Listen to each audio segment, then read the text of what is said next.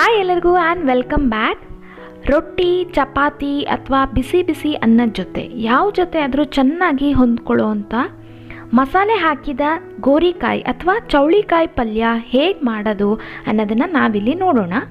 ನಾನಿಲ್ಲಿ ಒಂದು 1/4 kg ಗೋರಿಕಾಯಿನ ತೊಗೊಂಡಿದ್ದೀನಿ. ಇದಕ್ಕೆ ಇಂಗ್ಲೀಷಲ್ಲಿ ಕ್ಲಸ್ಟರ್ ಬೀನ್ಸ್ ಅಂತ ಕೂಡ ಕರೀತಾರೆ. ಇದನ್ನು ಚೆನ್ನಾಗಿ ತೊಳೆದು ನಾನು ಈ ರೀತಿ ಕಟ್ ಮಾಡ್ಕೊಂಡಿದ್ದೀನಿ. ಇದನ್ನು ನಾನು ಕುಕ್ಕರ್ಗೆ ಹಾಕಿ ಸ್ವಲ್ಪ ನೀರು, ಉಪ್ಪು ಹಾಗೂ ಅರಿಶಿಣದ ಪುಡಿ ಇಷ್ಟನ್ನು ಹಾಕಿ 1 ವಿಷಲ್ ಬರೋ ತನಕ ಕೂಗಿಸ್ಕೊಳ್ತೀನಿ. ಇನ್ನು ಮಸಾಲೆಗೆ ರೆಡಿ ಮಾಡ್ಕೊಳ್ಳೋಣ. ಮಸಾಲೆಗೆ ನಾನೊಂದು 2 ಚಮಚದಷ್ಟು ಎಣ್ಣೆ, 1 ಚಮಚದಷ್ಟು ಜೀರಿಗೆ ಹಾಗೂ ಒಂದು 7ರಿಂದ 8 ಎಸಳು ಬೆಳ್ಳುಳ್ಳಿ, 2 ಹಸಿಮೆಣಸಿನಕಾಯಿ, ನಂತರ ಒಂದು ಅರ್ಧ ಕಪ್ಪಷ್ಟು ಕಡಲೆಕಾಯಿ ಬೀಜ ಇಷ್ಟನ್ನು ಹಾಕಿ ನಾನು ಚೆನ್ನಾಗಿ ಫ್ರೈ ಮಾಡ್ಕೊಳ್ತೀನಿ. ನಿಮಗೆ ಖಾರ ಜಾಸ್ತಿ ಬೇಕು ಅಂತಂದರೆ ನೀವು ಹಸಿಮೆಣಸಿನ್ಕಾಯಿನ ಜಾಸ್ತಿ ಹಾಕ್ಕೊಳ್ಬೋದು. ಇನ್ನು ಯಾರೆಲ್ಲ ನನ್ನ ಚಾನಲ್ನ ಸಬ್ಸ್ಕ್ರೈಬ್ ಮಾಡದೆ ನೋಡ್ತಿದ್ರೆ ಸಬ್ಸ್ಕ್ರೈಬ್ ಮಾಡಿ ಹಾಗೂ ಪಕ್ಕದಲ್ಲಿರುವ ಬೆಲ್ ಐಕನ್ ಪ್ರೆಸ್ ಮಾಡಿದ್ರೆ ನಾನು ಹಾಕೋ ವಿಡಿಯೋ ಎಲ್ಲ ನೋಟಿಫಿಕೇಷನ್ ಸಿಗುತ್ತೆ. ಈ ಥರ ಹುರಿದಿರುವಂತಹ ಮಸಾಲೆಗೆ ಒಂದು ಅರ್ಧ ಹಿಡಿಯಷ್ಟು ಕೊತ್ತಂಬರಿ ಸೊಪ್ಪು ಹಾಕಿ ತರ್ತರಿಯಾಗಿ ನೀವು ರುಬ್ಕೊಳ್ಬೇಕು. ನೀರು ಹಾಕೋ ಅವಶ್ಯಕತೆ ಇಲ್ಲ.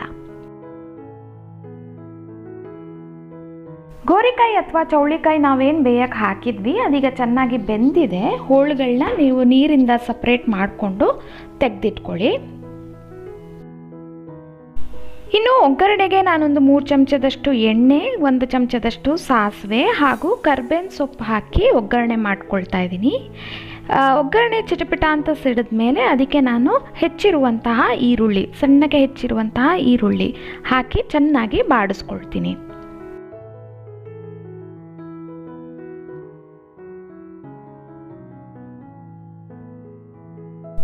ಈರುಳ್ಳಿ ಈಗ ಚೆನ್ನಾಗಿ ಫ್ರೈ ಆಗಿದೆ. ಇದಕ್ಕೆ ನಾನು ಬೇಯಿಸಿರುವಂತಹ ಗೋರಿಕಾಯಿನ ಸೇರಿಸ್ತಾ ಇದ್ದೀನಿ.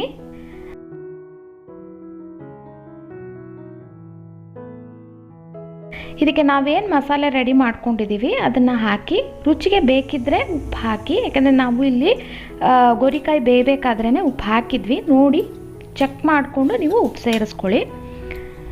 ಇದನ್ನು ಮಸಾಲೆ ಎಲ್ಲ ಚೆನ್ನಾಗಿ ಮಿಕ್ಸ್ ಮಾಡಿ ಒಂದು 3ರಿಂದ 4 ನಿಮಿಷ ಬೇಯಕ್ಕಿಡಿ. ಎಲ್ಲ ಮಸಾಲೆ ಚೆನ್ನಾಗಿ ಹೊಂದ್ಕೊಂಡಿರುತ್ತೆ. ಆ್ಯಂಡ್ ಈಗ ಪಲ್ಯ ರೆಡಿಯಾಗಿದೆ.